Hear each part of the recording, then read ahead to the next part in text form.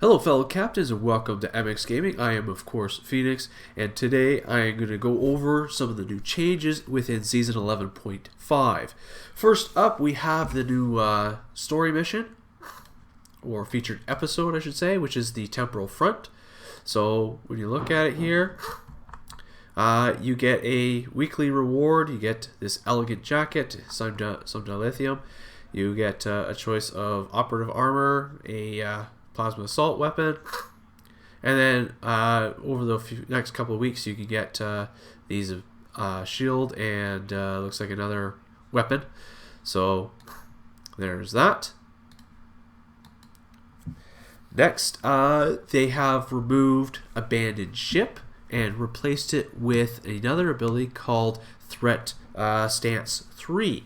So what that does, it gives you plus 200% threat generation. And that gives you a 20% chance when damaged, increase max hull by 5% for 60 seconds, and it stacks up to 10 maximum. They've also removed crew, the crew mechanic. I believe the developers for Stowe said that mechanic never worked anyways, so it was just fine removing it. What else?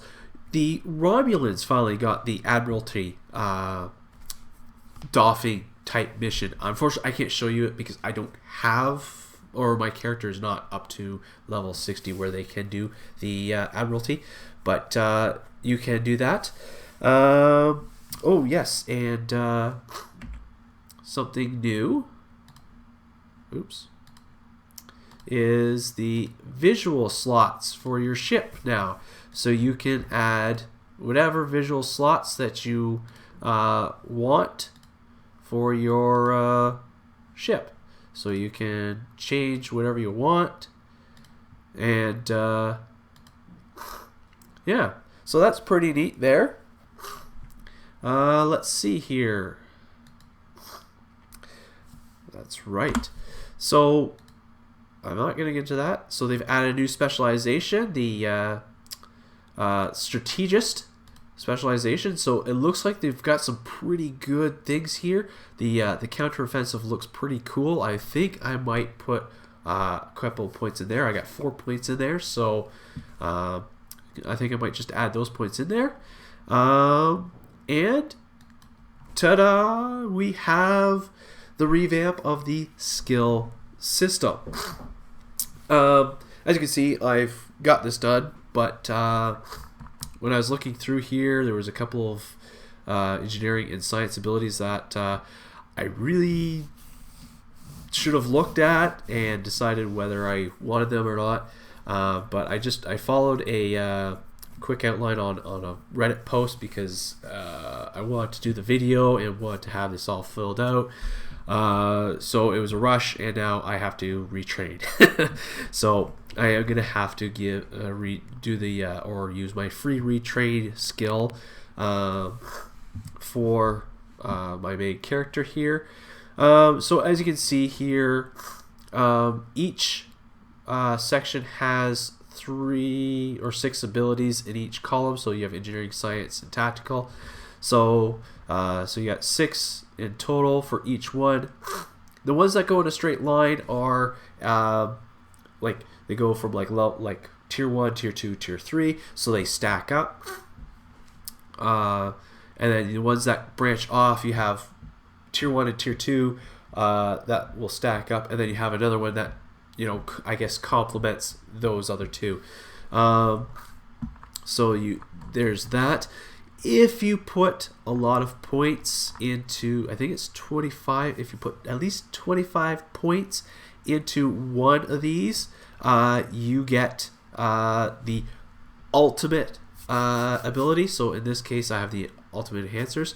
So for tactical, you get Frenzy Reaction, Frenzy Assault, Team Frenzy, and you can unlock, I think, one of them. I'm not sure if you can unlock all 3, but who knows? You might be. Oh, so if you have all 3, you can unlock all 3. So that's pretty cool. So at a certain point, you get these little balls here. It will just give you the ability. In this case, I have Cannon Rapid Fire 3, so I can train my bridge officers in that ability. And since I have at least one at each, I'm not sure if I can train in Mercy Power to Shields 3 as a tactical officer. I will have to look at that. Actually, let's do that. Yes. R&D, officer training. No, it doesn't look like you can train outside of your thing except for those warp bubbles, unstable warp bubbles that you got. Was it season 10.5? I can't remember. Anyways, so some of these abilities here, they'll just give you whatever. The other abilities here, you can pick and choose as to which one you want. And then again, they'll give you points there, and then you can pick which one that you want.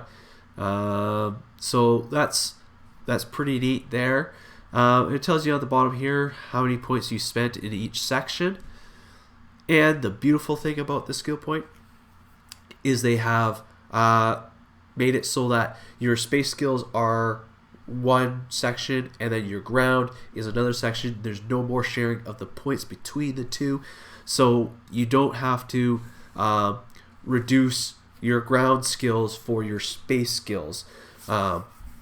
So for this, I'm actually hoping that in the next couple of seasons or so, they might change ground combat and make it a lot more fun to play, because right now I don't find it very fun. It's just, go nuts and you pretty much die anyways. Well, I do anyways. I'm not sure how this works here. It looks like it may stack. No. Some stack and then it branches off, and then other ones stack. You can only spend 10 points, but you get each time that you should have this whole bar full. So you get to choose which selection you want for each time that you select an ability. So there's that. So obviously, when I did my Eject the Warp Core series, the biggest thing was the retrain or respect retrain tokens. And obviously they did not take my suggestion under consideration, because you still have to buy it. They do give you a free one.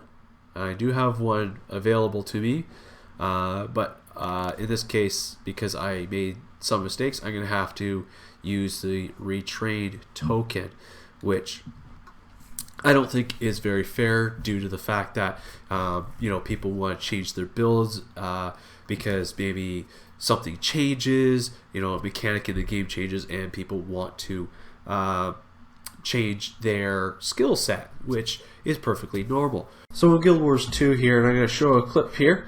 So with Guild Wars 2, when it comes to their skills, you can change everything almost on the fly, as long as you're not in combat.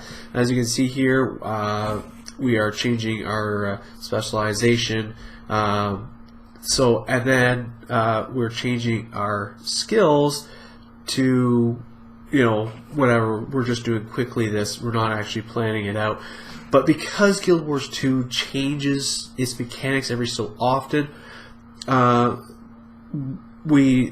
in the game have the ability to change their skill sets on the fly without being charged. When Guild Wars 2 first started, they were charging, and then they've escalated so that you can change it whenever you want. And I fully support the fact that in Star Trek Online, things are going to be changing, and you need to change with that. Yes, like I said, the skill points are completely different. In Guild Wars 2, they're more simplified.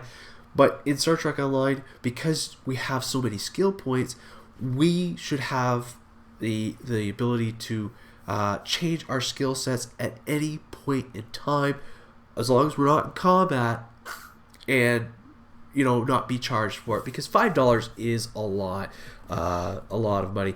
Like, I mean, if they didn't give us a free retrain token over this skill revamp, you know, like, I mean, that would have been $5. That's a $5 mistake just for, like, you know, like one or two things that I might have made a mistake on. So, again, Cryptic, I really urge you guys to really think about removing the retrain or the respect tokens from the C store, and just let us have the ability to change our skill our skill points whenever we need to. You do it with the traits, you do it with not specializations, but traits and everything else here. So why not our skills? It makes sense that way. Anyways, folks, that I think is the basic rundown of the new stuff within Season 11.5 in Star Trek Online. Despite my grievances with the respect token, I look forward to the new changes that they have implemented. Very excited, very happy with them. Anyways, I would like to thank my beautiful and wonderful wife, Luton, for providing me the clip for the skill points changes in Guild Wars 2. So thank you, my dear. I appreciate that. Love ya. And as always, guys, I will see you later. Thank you for watching. Live long and prosper, and we'll see you out there.